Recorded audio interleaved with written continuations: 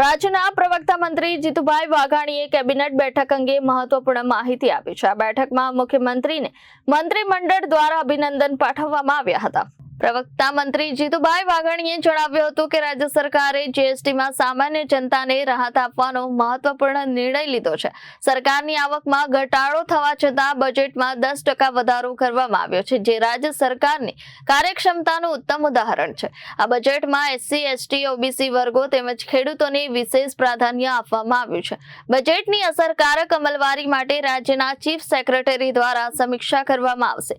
મુખ્યમંત્રીએ તમામ સચિવોને તૈયારી રાખવા સૂચના આપી છે, તેમજ ચીફ સેક્રેટરીએ તમામ વિભાગોને 15 દિવસમાં રેવન્યુ અથવા અન્ય મંજૂરી સંબંધિત કામગીરી પૂર્ણ કરવાની દિશામાં સૂચનાઓ આપી છે। સરકારનો મુખ્ય ઉદ્દેશ બજેટનો લાભ ઝડપથી લોકો સુધી પહોંચે તે છે। આ માટે ભારત સરકાર અને રાજ્ય સરકારની યોજનાઓની તુલના કરી અસરકારક અમલનો અભિગમ અપનાવવામાં આવ્યો છે। આ ઉપરાંત ટેકાના ભાવે તુવેરની ખરીદી પણ કરવામાં આવી છે, જેમાં પ્રતિ ક્વિન્ટલ 8,000 રૂપિયાનો ભાવ આપવામાં આવ્યો છે। જે યોजना છે એમની સમીક્ષા થાય। રાજ્ય સરકાર પણ નાની મોટી યોજનાઓ જે કરતી હોય છે એની સમીક્ષા થાય, એની તુલના થાય। એ તુલનાના આધાર ઉપર ક્યાંય કોઈ વાર આપણે એ ભારત સરકારની યોજનાઓ છે એ યોજનાઓમાં પાછળ રહી જતા હોઈએ અને એનો લાભ એ કદાચ ઓછો મળતો હોય તો એ પણ લઈ શકાય। હાલાકી રાજ્યનું વહીવટી તંત્ર કે ભારત સરકારની તમામ યોજનાઓ એ બરાબર રીતે સ્વીકારીને ગુજરાતની જનતાને લાભ અપાવી રહી છે, પણ વહીવટી પ્રક્રિયાનો ભાગ છે કે સમીક્ષા કરીને હજી પણ કાંઈ નાની મોટી બાબતો રહી જતી હોય તો એ બંને બાબતો અલગથી પણ કેન્દ્રની યોજનાઓ, રાજ્યની યોજનાઓ, એમની તુલનાઓ કરીને જે જરૂરિયાતો અને જે વ્યવસ્થાઓ છે એ બનાવીને વહીવટી તંત્રમાં એ કરી રહ્યા છે, પણ ક્યારેક કંઈક નાની મોટી કોઈ ક્ષતિ ન રહે એમના માટે સૂચના આપી છે।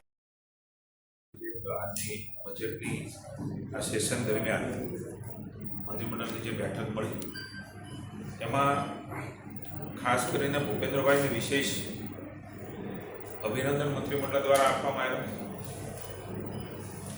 સૌ સચિવો દ્વારા વિશેષ અભિનંદન અપાયા। માનની નાણામંત્રી, નાયબ મુખ્યમંત્રી હર્ષભાઈ, કનુભાઈ અને ખાસ કરીને જેના વડપણ નીચે સરકાર ચાલે છે એવા મુખ્યમંત્રીને ડિટેલ અભિનંદન। વિશેષ રીતે એ છે કે જીએસટીમાં માનનીય મોદી સાહેબે રાહત આપી સામાન્ય જનતાને। ટેક્સ પેયરો છે એમને પણ રાહત મળી। સામાન્ય જનતાને અનેક રાહતો મળી। આપણી આવક પણ રાજ્યની એ પ્રમાણે ઘટે, સ્વાભાવિક છે, છતાં પણ ગુજરાત સરકારે પોતાની કાર્યક્ષમતા વધારીને 10% વધારો આ બજેટમાં કર્યો એ ગુજરાતના ઇતિહાસમાં સૌથી પ્રથમ આ ઐતિહાસિક બજેટ રજૂ થયું છે। તજજ્ઞો, અર્થશાસ્ત્રીઓ આજે ચર્ચા કરી રહ્યા છે, કારણ કે આવક જાવકના હિસાબના આધાર પર હંમેશા બજેટની જોગવાઈઓ કે નક્કી થતી હોય છે। એટલે ગુજરાત સરકારની કાર્યક્ષમતા, એની વહીવટી ક્ષમતા, એનું ઉત્તમ ઉદાહરણ એ જોવા મળે। એના ચર્ચાઓ પછી માનનીય મુખ્યમંત્રીશ્રીને વિશેષ આ સંજોગોમાં પણ ગુજરાતની જનતાના વિકાસની ઊંચાઈઓ હાંસલ કરવા માટે જે બજેટ રજૂ થયું છે એમના માટે વિશેષ અભિનંદન આપ્યા। 8,000 રૂપિયા પ્રતિ ક્વિન્ટલ 1,03,000 જેટલી નોંધણી થઈ છે, જે મારા વિભાગ દ્વારા જે આ નોંધણી કરવાની શરૂઆત થઈ હતી। ખરીદી કેન્દ્રો 130 જેટલા છે અને ખરીદીની શરૂઆત 23 ફેબ્રુઆરીથી કરવાનો નિર્ણય આજની આપણે આ મંત્રીમંડળની બેઠકમાં માનનીય મુખ્યમંત્રીશ્રી લીધો છે। કુલ મળીને આજની બેઠકમાં ફૂલ ગુલાબી, સર્વસ્પર્શી, સર્વવ્યાપક બજેટ અને એમની અસરો એ આવનારા દિવસોમાં ગુજરાતની જનતાને સકારાત્મક થવાની છે એની ચર્ચાના અંતે આજની મંત્રીમંડળની બેઠકમાં આ સૂચનાઓ સાથે મંત્રીમંડળની બેઠક પૂરી થઈ। પ્રાધાન્ય એ શિક્ષણ વિભાગ સહિત આપવામાં આવ્યું છે, તમામ વર્ગને આવરી લેતું આ બજેટ છે। ત્યારે માનનીય મુખ્યમંત્રીશ્રીએ ખાસ સૂચના આપી છે ભારત સરકાર અને ગુજરાત સરકાર એમની યોજનાઓ એમની બજેટની જોગવાઈઓ, ગુજરાત સરકારની બજેટની જોગવાઈઓ તુલના કરીને સમીક્ષા એ ચીફ સેક્રેટરી કરે અને જ્યાં જરૂર જાય ત્યાં મુખ્યમંત્રી પણ એ સમીક્ષા બેઠક આવનારા સમયમાં જરૂર જણાશે તો એ પણ સમીક્ષા બેઠક તુલના કરીને કરશે, જેના આધાર ઉપર આપણે સામાન્ય જનતાને વધારે લાભ અપાવી શકીએ. એક નવી બાબત એમાંની મુખ્યમંત્રીશ્રીએ મૂકી છે. મુખ્યમંત્રીશ્રીએ ચીફ સેક્રેટરીને સૂચના આપી છે.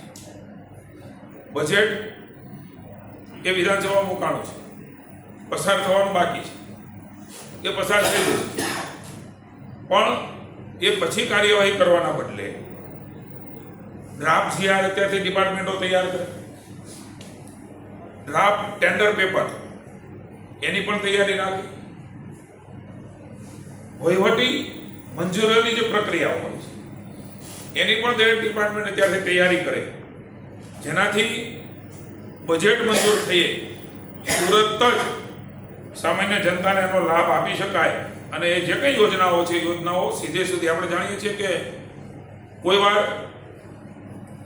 બજેટ માર્ચના એન્ડમાં સેશન પૂરું થાય, બજેટ મંજૂર થાય, પછી આ બધી પ્રક્રિયાઓ શરૂ થાય, એ પાછું કોઈ વાર જૂન જુલાઈ આવી જાય, ચોમાસું આવી જાય તો સામાન્ય જનતાને એ કામમાં અડચણ પડે, દિવાળી આવી જાય એવું પણ ક્યારેક ક્યારેક બને. એટલે માનનીય મુખ્યમંત્રીશ્રીએ સૂચના આપી છે કે બજેટ પૂરું થાય તરત જ આ પ્રકારની વ્યવસ્થાઓ એ તંત્ર, ડિપાર્ટમેન્ટો, સચિવો બનાવે.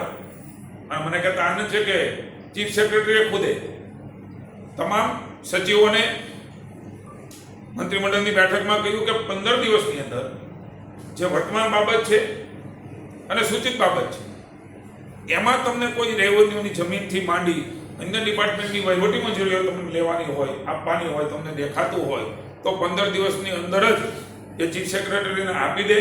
ચીફ સેક્રેટરીએ વ્યક્તિગત રીતે મુખ્યમંત્રીના કીધા પછી કીધું છે કે મારી વ્યક્તિગત જવાબદારી રહેશે કે હું આ બધી વહીવટી અલગ અલગ વિભાગની મંજૂરીઓ લેવાની હોય, ચાહે નેશનલની પણ કોઈ મંજૂરીઓ લેવાની હોય તો એ એમ કે દાસ સ્વયં લે છે. અમને એવું લાગે છે કે વહીવટી સુધારણાઓની બાબતમાં ગુજરાત જે પ્રકારે મોદી સાહેબના માર્ગદર્શન નીચે ભૂપેન્દ્રભાઈના નેતૃત્વમાં, હર્ષભાઈના નેતૃત્વમાં આગળ વધે છે, એમાં ખૂબ મોટું એચિવમેન્ટ કે આજની આ મંત્રીમંડળની બેઠકમાં થયું છે. આવનારા દિવસોમાં એ લોકોને પણ, સામાન્ય જનતાને બજેટ મુકાણા પછી ખૂબ ઝડપથી એ યોજનાનો લાભ મળે એની પણ સૂચના મુખ્યમંત્રીશ્રીએ આપી છે.